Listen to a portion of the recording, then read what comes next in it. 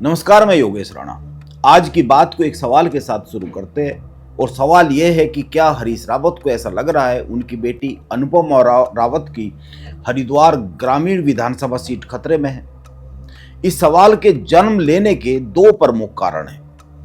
पहला, अपने राजनीतिक अवकाश के दौरान हरीश रावत का सबसे अधिक फोकस या फिर सबसे अधिक दौरे जो देहरादून के बाहर रहे हैं, वो कहीं पर रहे हैं तो वो हरिद्वार ग्रामीण विधानसभा सीट पर ही रहे हैं।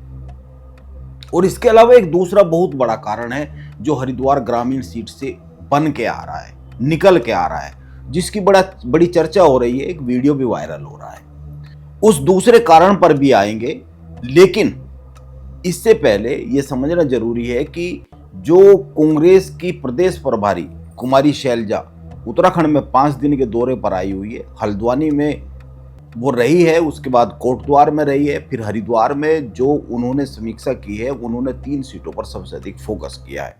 एक हरिद्वार नगर, दूसरा हरिद्वार ग्रामीण और तीसरा रुड़की। तो हरिद्वार ग्रामीण के जो समीकरण है वो शैलजा ने भी समझे होंगे, कुछ सामने आए होंगे। वो क्या फीडबैक देंगी ये तो पता नहीं, लेकिन अगर 27 मार्च से बात करें, 27 मार्च से हरीश रावत ने अपना राजनीतिक अवकाश शुरू किया और 27 मार्च के बाद हरीश रावत 4 अप्रैल तक करीब करीब हर दिन हरिद्वार ग्रामीण विधानसभा सीट पर पहुंचे। हालांकि वो वहां पर ईद के उपलक्ष्य में आयोजित जलपान कार्यक्रमों में पहुंचे, लेकिन सवाल ये भी है कि क्या सबसे ज्यादा बुलावा वहीं से आया उनको। हरीश रावत ने अपनी इन गतिविधियों को एक नाम भी दिया है, भारत भाईचारा जिंदाबाद। चीजों को एक एक करके जोड़िए और समझिए। वो देहरादून में रहते हैं, सबसे ज्यादा तो देहरादून से बुलावा आना चाहिए था उनको ईद के मौके पर जो जलपान कार्यक्रम हुए हैं। इसके अलावा अगर हरिद्वार की ही बात करें तो हरिद्वार में भी उनके बड़े रिश्ते हैं सब जगह। हालांकि वो 1-2 जगह हरिद्वार में गए हैं, लेकिन हरिद्वार ग्रामीण में हर दिन पहुंचे और कई कई जगह पहुंचे और अपनी इन सभी गतिविधियों को जो कार्यक्रमों में शामिल हुए, इनको नाम दिया भारत भाईचारा जिंदाबाद। ये एक राजनीतिक लाइन है, हालांकि ये सामाजिक भी लाइन है, लेकिन जब चुनाव आते हैं तो चुनाव के नजर से अगर देखें, जहां पर जरूरत पड़ती है हिंदू और मुस्लिम दोनों वोट बैंक की एक साथ, तो वहां पर ये एक लाइन बनती है, भारत भाईचारा जिंदाबाद। क्योंकि जिस तरह की बीजेपी राजनीति करती है उसको लेकर, और जिस तरह की राजनीति मौजूदा समय में हरिद्वार ग्रामीण पर हो रही है, वहां पर जो समीकरण बन रहे हैं, वहां से जो चीजें आ रही है, जो मैं दूसरे कारण की बात कर रहा हूं, इसीलिए सवाल यह है कि क्या केवल हरिद्वार ग्रामीण विधानसभा सीट पर ही सबसे अधिक ईद के उपलक्ष्य में जलपान कार्यक्रम हुए, या फिर सबसे अधिक हरीश रावत को वहीं से निमंत्रण पत्र मिले, या फिर बात कुछ और है। इन सवालों के जवाब तक एक घटना पहुंचाती है, जो मैं दूसरी बात कर रहा हूं, दूसरा जो कारण बताने की तरफ आ रहा हूं।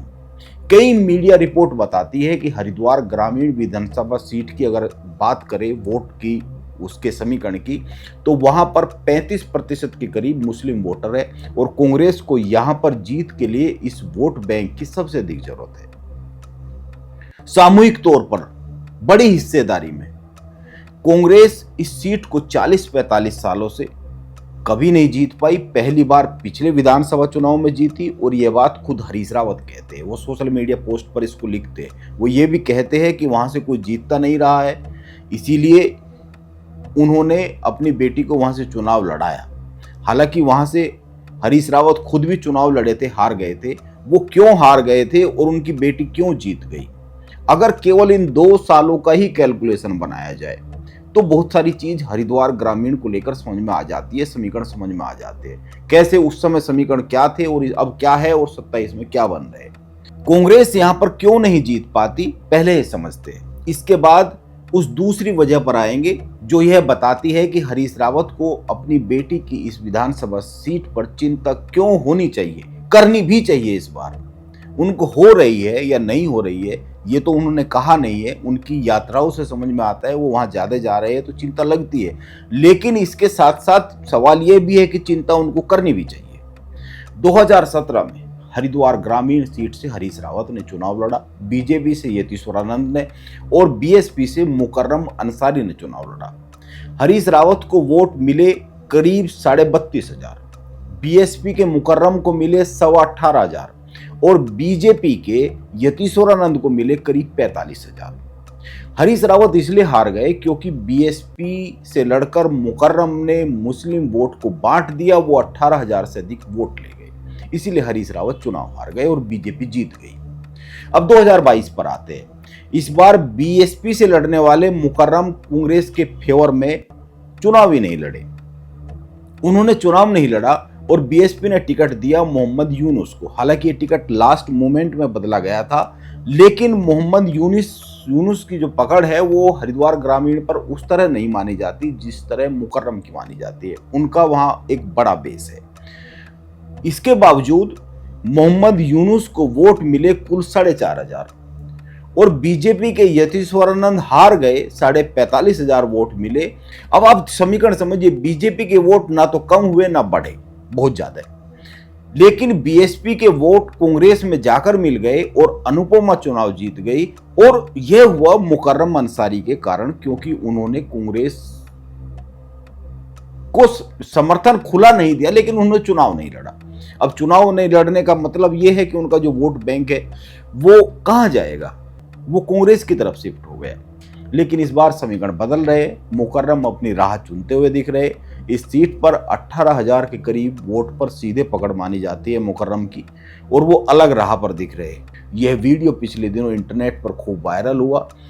उनका यह वीडियो आपको थोड़े से सर्च से मिल सकता है, बहुत मेहनत करने की जरूरत नहीं है, कुछ कीवर्ड्स के साथ डालेंगे तो वो सोशल मीडिया पर, यूट्यूब पर मिल जाएगा आपको। हरिद्वार ग्रामीण विधानसभा सीट पर कांग्रेस के लिए मुस्लिम वोट का क्या महत्व है, इसको समझने के लिए 2012 के चुनाव परिणाम भी एक बार देख लेने चाहिए, तब समझ में आएगा कि सचमुच 27 में समीकरण बदल रहे। 2012 में भी कांग्रेस हार गई थी और बीजेपी के यतीश्वरानंद जीत गए थे। उस वक्त भी मुस्लिम वोट कांग्रेस और बीएसपी में आधे आधे बट गए थे करीब करीब, यानी कि अगर मुस्लिम वोट नहीं बटते तो कांग्रेस जीत जाती है। कांग्रेस को अगर ज्यादा जाते हैं और अगर बट जाते हैं तो कांग्रेस की हार बन जाती है वहां पर। इसीलिए यह हरीश रावत को पता है कि यदि हरिद्वार ग्रामीण सीट को जीतना है तो मुस्लिम वोट बैंक को कांग्रेस के पाले में एकजुट करना होगा, क्योंकि इस बार मुकर्रम तो मैदान में है, वो मैदान से नहीं हट रहे हैं ताकि कांग्रेस को लाभ हो सके। और वैसे भी एक और समीकरण है, उस पर भी आएंगे। हरिद्वार ग्रामीण में पिछली जीत में और इस बार की जीत को लेकर एक और समीकरण है, उस पर भी आएंगे। कांग्रेस की प्रदेश प्रभारी कुमारी शैलजा ने जो अपना रूट बनाया है, यात्रा का रूट बनाया है, उसमें हरिद्वार भी आता है। और वो हरिद्वार में, जैसा कि मैंने कहा, 3 विधानसभा सीटों पर सबसे अधिक फोकस कर रही है, हरिद्वार ग्रामीण, हरिद्वार नगर और रुड़की विधानसभा सीट।